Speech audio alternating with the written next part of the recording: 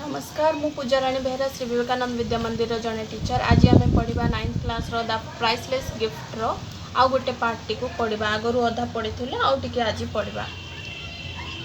तो आम आगु के पढ़ी राइटर जाकि मैगीर घरे अच्छा माँ सहित मिसिले मिसेस बेथी माँ का ना तापर सी कौन कर पुओ विषय कहते कि पुओ जार ना हूँ कौन फ्रांकी से रोचे कौटे भारतर पंजाब रे रोचंती बोली से कहते से बस कथबार्ता होती।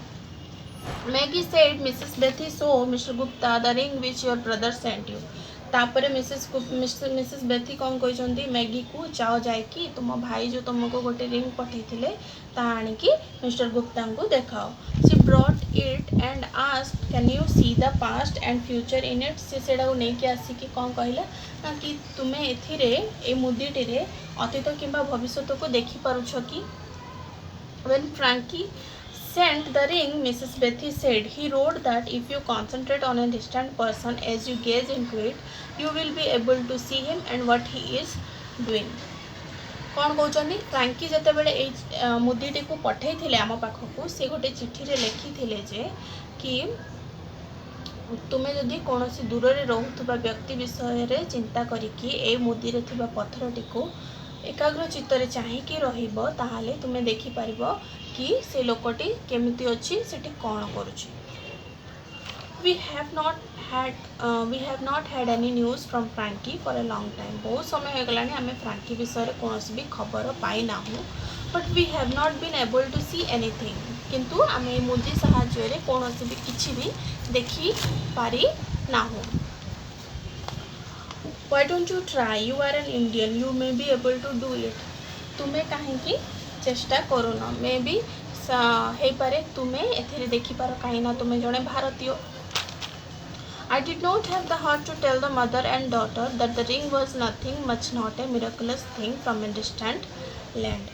से कौन राइटर ये मन मन बसिकी कौन चिंता करुँच कि मो पाखे से साहस नहीं मुझे माँ से झीटी को कहीपरि कि एटा जो आसी गोटे मुदीटा सामान्य गोटे मुदी कौन चमत्कारी मुदी नुहे जहाँकि तुमको अतीत कि भविष्य विषय कौन भी सूचना दे पार।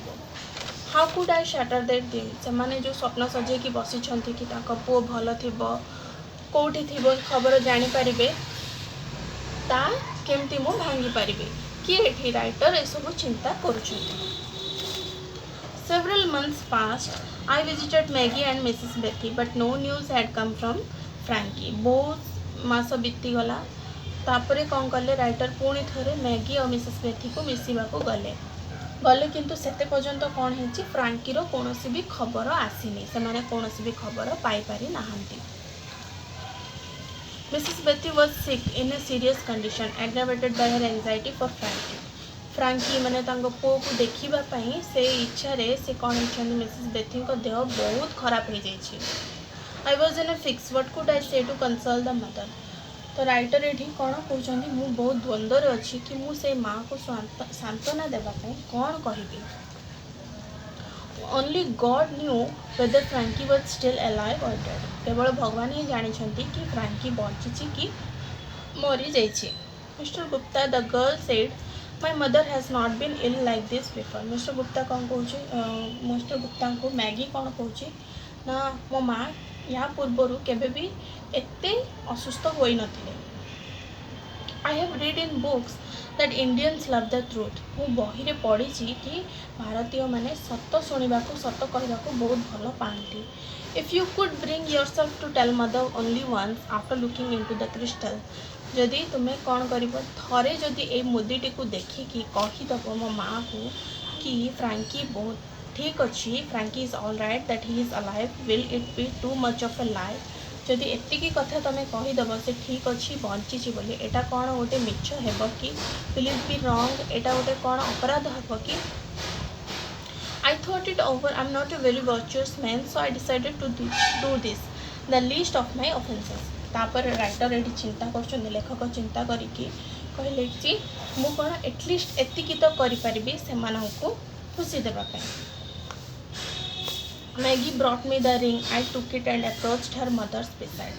मैगी कौन कला तांको आनिकी से मुदीटी देला परे लेखक कौन कले से मुदीटी को नेकी मिसेस बेथी को साइड रे जाइकी ठियाले wishing her a good morning I said Mrs Betty your son is alive he is well तापरे मिसेस बेथी को गुड मॉर्निंग विश करिकी से कौन कहले कि तुम पुओ ठीक अच्छी आउ से बंची the old woman raised her head a little off the pillow एतिकी शुणिला परे से वृद्धा व्यक्ति जनक किए मिसेस बेथी से कौन कले मुंडटी को पिलोरू मान तकिया उपर अल्प टिके ऊपर को उठेकी tears of happiness welled up in her eyes खुशी रे से कौन आखिरे लुह भरी जाइए मिसेस बेथी सून रिकवर्ड एटा शुणिला परे से कौन है मिसेस बेथी बहुत शीघ्र भल हो गले तापर आर आउ अधा जो अच्छे आर नेक्स्ट पार्टी आउ गोटे वीडियो रे आमे पढ़िबा आज एतिकी धन्यवाद।